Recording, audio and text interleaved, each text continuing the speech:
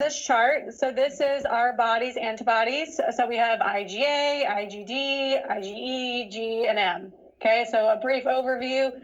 IgA, when does that really matter? A lot of times I know like these test questions, like which one of the antibodies is found in breast milk. Like that's all I always remember, IgA always found in breast milk. Other than that, for the topics I'm going to cover today, it's really not important. IgD, nobody knows what that does. IgE, so IgE is going to be parasites and allergies. So your body's going to produce IgE antibodies to parasites and different allergens. IgG is going to be more of our long-lasting immunity. So that comes in second. IgM comes in first. IgG comes in second. And IgG is what's going to last the longest. Those are the types of antibodies that we're hoping that we're going to have lifelong immunity to something. IgG is also passed through the placenta to the fetus. So we'll talk about some other types of disorders that you have to worry about when it's congenital versus the fetus get it afterwards. This is what's going to kind of help us determine whether or not it's the mother's immunity versus a real infection to the baby. IgM is our first responder. So this is the one that's going to spike first in response to an antigen. So this is the first antibody that's going to come into play. All right.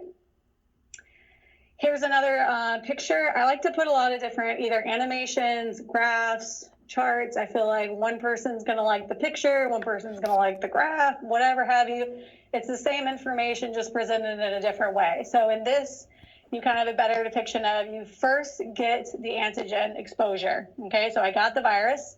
The first thing that's going to spike is going to be my IgM antibodies. Okay, so they're going to respond first. IgG is coming. He's like, ooh, yeah, I'm coming. So he comes too. All right. In theory, there are two different responses. There's a primary response and a secondary response. So our primary response is the first time we get introduced to this antigen. And the secondary response is the second time that we get introduced to the antigen. Now, this doesn't necessarily mean that you have to get a virus twice, okay? Right now, there are 2 doses to COVID vaccine, all right? Because they're trying to say that you need those 2 different responses. You need a primary response and you need your secondary response. Mm-hmm. But if you get COVID, okay, so I have the actual infection, this can happen at the same time, meaning that you get the primary response, you mount the response or whatever, and then your body sees that that bug is still inside of you and then responds again for a secondary response. So don't get confused.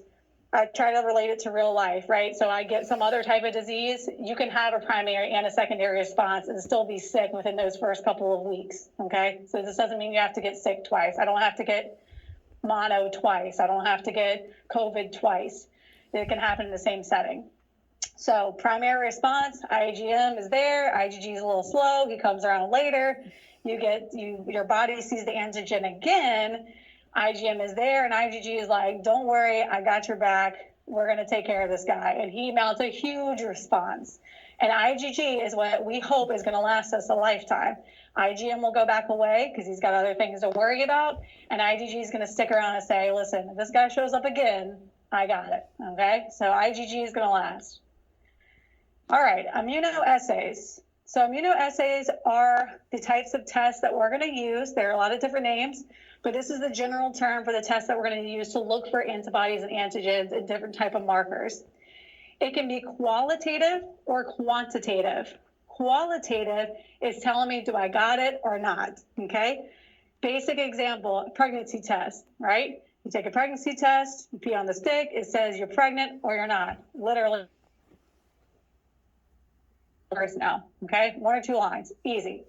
Quantitative is different. It's going to tell you, in this example, how pregnant am I, okay? You're going to test an actual level. So I'm going to get a beta HCG level out of my blood, and it's going to tell me how much of that hormone do I have, and it should correlate with your last menstrual period, okay? So 2 different types of immunoassay testing will give you 2 types of answers. Qualitative, I either am positive or negative.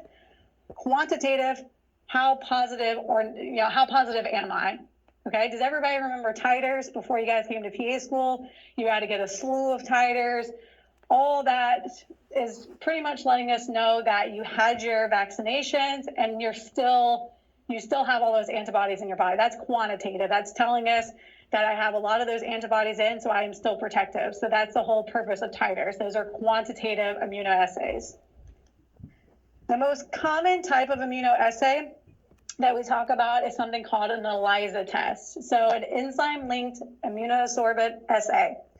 This is both qualifying and quantifying. So you can either tell me that, yes, I am positive for an antibody or an antigen.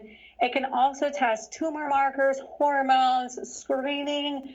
We also use it for if we're trying to rule out drug abuse or drug screening as well. And there are different types of ways that ELISA tests are performed. This is not necessary for memorization. You would not be tested on this, but I just want to it's an easy way for me to explain how ELISAs are performed. So I'm going to start at the very top. I have my well, okay? And I'm going to put my sample inside the well. So I got a sample of blood, okay? And I pour it into my well. At the bottom of the well is a product that makes the sample stick to it. So now my sample is stuck to the bottom of the well. What I want to know is, in my sample, does that person have the antigen to a bug that I'm looking for? Are you infected? Okay. So what I'm going to do is I'm going to go into my lab. I'm going to get my antibodies that I made in a lab that I know will bind to an antigen. I pour my known antibodies in, okay, and I wait for it to get stuck to an antigen, okay? If it gets stuck, there is an enzyme, okay, that is attached to that antibody that I've made in the lab that will then turn my solution a different color, okay? So it will react. When my antigen and antibody connect, that enzyme is triggered to create a response. In this example, the response turns my well yellow, okay? Now I know with my naked eye that this person is positive, okay? So this is a what, qualitative or quantitative? Qualitative, right. This is telling me that this person has the antigen, and I know they have the antigen because I put the antibody to the antigen in the mix, swirled it around, shake it up, and boom, I got a reaction. So I know that this person's infected. There are several different ways to do that. The next example is called a sandwich ELISA. Essentially, you start off with an antibody, you put your serum in, it has the antigen, it links to the antibody, then you put another antibody on top of it, hence the sandwich enzyme reaction. Again, it's not important for you guys to necessarily have that memorized, but now you know how an ELISA test works. Another example for this is if we're, what's up? What's up? Question on the side. You have to hold it down, I think. Is a green light on? Technically, if there wasn't a color change, then it would be negative, like if they didn't have the energy. Correct. So